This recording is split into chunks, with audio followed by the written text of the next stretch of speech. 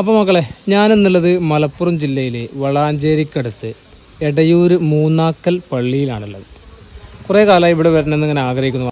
വന്ന സ്ഥിതിക്ക് ഒരു വീഡിയോ എടുത്ത് ചെയ്യാമെന്ന് വിചാരിച്ചു. ഒരുപാട് ആളുകൾക്ക് ഒരുപക്ഷെ ഈ ഒരു പള്ളിയും ഇതിൻ്റെ ചരിത്രങ്ങളൊന്നും അറിഞ്ഞോളണം എന്നില്ല. എനിക്കും പൂർണ്ണമായിട്ടൊന്നും അറിയില്ല. നമ്മളിങ്ങനെ ഒരുപാട് സംഭവങ്ങൾ കേട്ടിട്ടുണ്ട് എന്നല്ലാതെ കൂടുതലായിട്ട് എനിക്കറിയില്ല കേട്ടോ. നമ്മളിപ്പോൾ എൻട്രൻസിലാണ്. ഇതാണ് റോഡ്, മെയിൻ റോഡ് ഇതാണ്. ഇത് ഒക്കെ ഖബർസ്ഥാനാണ്. അതേപോലെ തന്നെ രണ്ട് സൈഡും ഖബർസ്ഥാനാണ്. ഞാൻ കാണിച്ചു തരാം. കയറി വരുമ്പോൾ തന്നെ മൂന്നാക്കലിൻ്റെ ചരിത്രം എന്താണെന്ന് വെച്ച് കഴിഞ്ഞാൽ, ഇവിടെ മറവിട്ട് കിടക്കുന്ന ഒരുപാട് മഹാന്മാരുണ്ട്. അപ്പോൾ ഓരോരുത്തരുടെ ആഗ്രഹ സഫലീകരണത്തിന് വേണ്ടി ഈ ഒരു പള്ളിയിലേക്ക് അരി നേർച്ചയാക്കും. അങ്ങനെ അവരുടെ ആഗ്രഹം സഫലീകരിച്ചതിൻ്റെ ഭാഗമായിട്ട് ഇവിടെ കൊടുന്ന് എന്ത് ചെയ്യും, അവർ നേർച്ചയാക്കിയ അരി ഇവിടെ സംഭാവന കൊടുക്കും. അങ്ങനെ ഏകദേശം 20,000-ഓളം ആളുകൾക്ക്, ഏകദേശം കറക്റ്റ് കണക്ക് എനിക്കറിയില്ല, ഇവിടെ ആരെങ്കിലും കിട്ടുകയാണെങ്കിൽ നമുക്ക് ചോദിച്ചറിയാം കേട്ടോ. എത്രയും ആളുകൾക്ക്, എന്തായാലും ഒരു 10-18,000-ഓളം വരുന്ന ആളുകൾക്ക് ഇവിടുന്ന് അരി മാസത്തിലാണോ ഈ മാസത്തിൽ 2 തവണയാണോ എന്ന് എനിക്ക് കറക്റ്റായിട്ട് അറിയില്ല. എന്തായാലും ഞാൻ ചോദിച്ചിട്ട് പറയാം കേട്ടോ. ഓക്കെ, നമ്മൾ അരി ഗോഡൗണിലൊക്കെ ചെന്ന പോലെ ഉണ്ടാവും. ഇത്രയും ഇഷ്ടം പോലെ അരികളുണ്ട്. ഇത് മാത്രത്തിൽ നമ്മൾ സ്റ്റാർട്ടിങ് വരുന്ന ഒരു ചെറിയൊരു കുഞ്ഞ് ഗോഡൗണാണ്. ഇതൊക്കെ നേർച്ചയാക്കിയ സംഭവങ്ങൾ ഇവിടെ കൊടുന്ന് അടുക്കി വെച്ചിട്ടുള്ളതാണ് കേട്ടോ. കണ്ടോ, ഇവിടെയൊക്കെ ഇഷ്ടം പോലെ കണക്കുകൾ. അതേപോലെ തന്നെ ഇതിൻ്റെ ഉള്ളിലുണ്ട് കണ്ടോ, ഒരുപാടുണ്ട് കേട്ടോ. ഞാൻ അപ്പുറത്ത് ഇങ്ങനെ ക്യാമറ ഉണ്ട്, അങ്ങനെ പോകാൻ വയ്യ, ഇഷ്ടംപോലെ ഉണ്ട്. അതുപോലെ തന്നെ ഇവിടെ പരിസരത്തുള്ള മുഴുവൻ കടകളിൽ മെയിനായിട്ട് നടക്കുന്ന ബിസിനസ് പറയുന്നത് അരിയാണ്. അഥവാ ഓരോരുത്തർ ഇങ്ങനെ ഓരോ ആഗ്രഹങ്ങൾ വെച്ചിട്ട് പിന്നെ ഇങ്ങോട്ട് നേർച്ചയാക്കും. അത് പിന്നെ അവർക്ക് കൈവശം വന്നാൽ അവർ ആഗ്രഹങ്ങൾ സഫലീകരിച്ച് കഴിഞ്ഞാൽ ഇവിടേക്കുള്ള അരി ഇവിടെ കൊടുന്നേക്കണ്ടോ. ഇഷ്ടം പോലെ ഈ ഒരു ഗോഡൗൺ കംപ്ലീറ്റ് അരിയാണ്.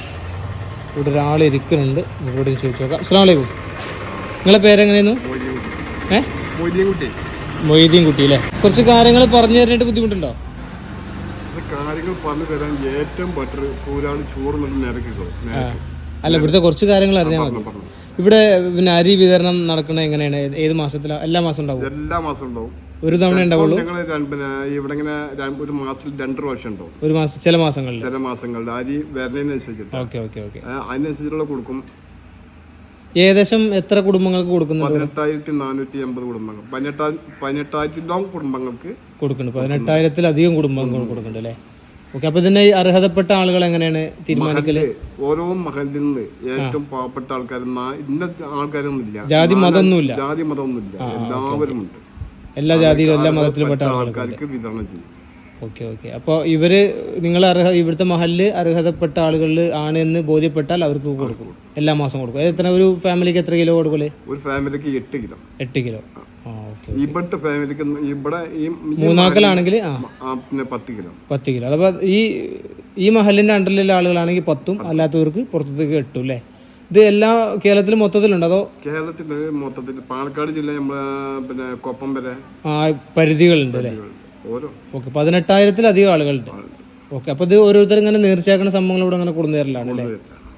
Okay okay. അപ്പൊ ഒരു മാസത്തിൽ ചിലപ്പോ 2 തവണ ഉണ്ടാവും. ചിലപ്പോൾ 2 തവണ ഉണ്ട്. അല്ലെന്നുണ്ടെങ്കിൽ ഒരു പതിനഞ്ചാമത്തെ അല്ലെങ്കിൽ പിറ്റത്തെ ഞായറാഴ്ച, ഒരു ഞായറാഴ്ച നമ്മൾ വിതരണം ചെയ്യാലേ. അന്ന് സ്ഥലത്തുണ്ട്, എല്ലാ ഞായറാഴ്ചയും സ്ഥലത്തുണ്ട്. ഇവിടെ ഒരു പ്രത്യേക മക്കാമൊന്നുമില്ലല്ലോ? മക്കാമില്ല. ഒരുപാട് മഹാന്മാരുണ്ട്, പക്ഷേ മഹാന്മാർ കിടക്കുന്ന സ്ഥലമാണ്. ആർക്കും പേരും കാര്യങ്ങളൊന്നും ഒന്നും അറിയില്ല അല്ലേ? ഓക്കെ ഓക്കെ, നന്ദി എന്തായാലും.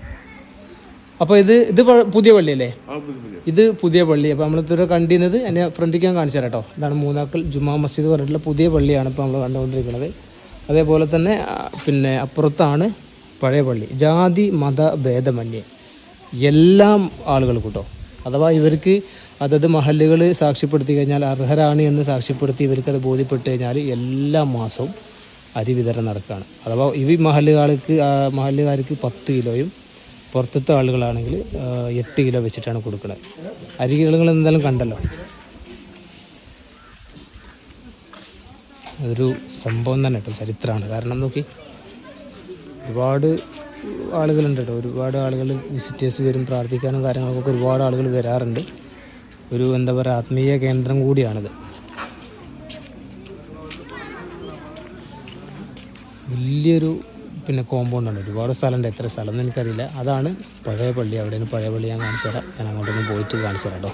അപ്പോൾ ഇതാണ് പിന്നെ പഴയ പള്ളിയിലേക്ക്, അഥവാ ആളുകൾ ഇവിടെ വന്നിട്ടാണ് പ്രാർത്ഥിക്കാറുള്ളത് കേട്ടോ. അതിൻ്റെ ഒരു പിന്നെ നടപ്പാതയിലാണ് നമ്മളുള്ളത്. ഇപ്പോൾ റൂഫൊക്കെ വളരെ മനോഹരമായിട്ട് മെയിൻറ്റെയിൻ ചെയ്ത് പോകുന്നുണ്ട്. നല്ല കാറ്റായിട്ട് അടിക്കണം ഉച്ചക്ക്. വലിയ ഖബർസ്ഥാനാണ്. ഇവിടെ ഞാൻ നേരത്തെ പറഞ്ഞല്ലോ ഓരോ ഏത് മഹാനാണ് എന്നല്ല, ഒരുപാട് ആളുകളുണ്ട്, പക്ഷെ ആർക്കും പേരും ഇതൊന്നും അറിയില്ല. മഹാന്മാരായ ഒരുപാട് ആളുകൾ ഇവിടെ അന്ത്യവിശ്രമം കൊള്ളുന്നുണ്ട്. അതിൻ്റെയൊക്കെ ഫലമായിട്ടായിരിക്കാം ഇങ്ങോട്ട് അരി നേർച്ചയാക്കിയ ആളുകൾക്ക് പെട്ടെന്ന് അവരുടെ കാര്യങ്ങളൊക്കെ സാധിക്കുന്നു എന്നാണ് വിശ്വാസം. അതിൻ്റെ അനന്തരഫലമാണല്ലോ ഇവിടെ ഇത്രയും ആളുകൾക്ക് അരി കിട്ടുന്നത് സൗജന്യമായിട്ട്. 18,000-ത്തിലധികം കുടുംബം എന്ന് പറയുമ്പോൾ നിങ്ങളൊന്ന് ആലോചിച്ചൊക്കെ, വലിയൊരു എമൗണ്ട് ആളുകളാണ്. ഒരു കുടുംബത്തിൽ 2 പേര് വെച്ച് കൂട്ടിയത് ഒരു മാസം 10-30,000 അല്ലെങ്കിൽ 40,000 ആളുകൾക്കാണ് ഇത് എത്തിച്ചേരുന്നത് എന്നുള്ളതാണ്. ഇതാണ് പഴയ പള്ളി കേട്ടോ. ഇവിടെ മക്കാമും കാര്യങ്ങളൊന്നും ഇല്ലാത്തതുകൊണ്ട് ഞാൻ ഇപ്പോൾ നേരത്തെ ഉള്ളിൽ കയറി നിസ്കാരം കഴിഞ്ഞ് ഇറങ്ങിയതാണ്. അത് കാണിച്ചു തരാൻ വേണ്ടി രണ്ടാമതൊന്ന് വന്നു എന്ന് മാത്രം. ഇത് ഇത്രയും വലിയ സംഭവം ഇവിടെ നിന്ന് നോക്കുമ്പോൾ പള്ളി കാണാൻ നല്ല ഭംഗിയില്ലേ. ഓക്കെ, ഇതാണ് മൂന്നാക്കൽ പള്ളിയുടെ ഒരു ചരിത്രം. ഇവിടേക്ക് നേർച്ചയാക്കിയ ആളുകളൊന്നും വെറും കൈയോടെ മടങ്ങേണ്ടി വന്നിട്ടില്ല എന്നുള്ളതാണ്. ഇവിടെയാണ് നമ്മളൊരു കേരളത്തിൻ്റെ ഒരു ഇതും തനതായ ഇപ്പോഴത്തെ കാലത്ത് ഒരുപാട് എന്താ പറയുക പറയേണ്ട സംഭവമാണ്. കാരണം എന്ത് വിഷയം വന്നാലും ജാതി മതമൊക്കെ കാണുന്ന ആളുകൾ, പക്ഷെ ഇവിടെ ജാതി മതഭേദമന്യേ ഏത് മതക്കാരും എല്ലാ ജാതികളൊക്കെ ഇവിടെ ചെയ്യലുണ്ട്. അവർക്കൊക്കെ ഫലവും കിട്ടാറുണ്ട് എന്നുള്ളതാണ്.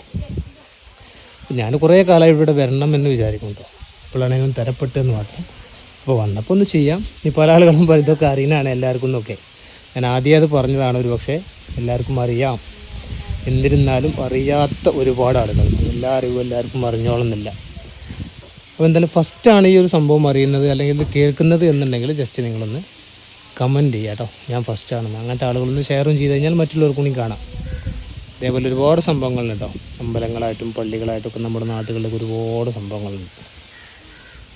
അപ്പോൾ ഇതൊക്കെയാണ് ഇവിടുത്തെ ചരിത്രം. ഇപ്പോൾ പറഞ്ഞല്ലോ ഞാനിവിടെ വന്നപ്പോൾ നട്ടുച്ച സമയമാണ്. അത് മാത്രമല്ല ഈ പള്ളിയുടെ പരിസരത്ത് ഞാൻ പറഞ്ഞു ഏറ്റവും കൂടുതൽ കച്ചവട സ്ഥാപനങ്ങൾ ഒരു അരിയാണ്. ഇങ്ങോട്ട് വരുന്ന വഴിയിൽ കംപ്ലീറ്റ് അരി കേട്ടോ, ഒരുപാട്. അതൊക്കെ ഞാൻ ഇതിന് വീഡിയോയിൽ ഇങ്ങനെ ആഡ് ചെയ്യുക. അരിക്കടകൾ ഇഷ്ടം പോലെ ഉണ്ട്, അതായത് രസം. അപ്പോൾ എന്തായാലും വലിച്ചു നീട്ടുന്നില്ല, ഒരുപാട് ഇപ്പോൾ തന്നെ ആയി എന്ന് തോന്നുന്നു.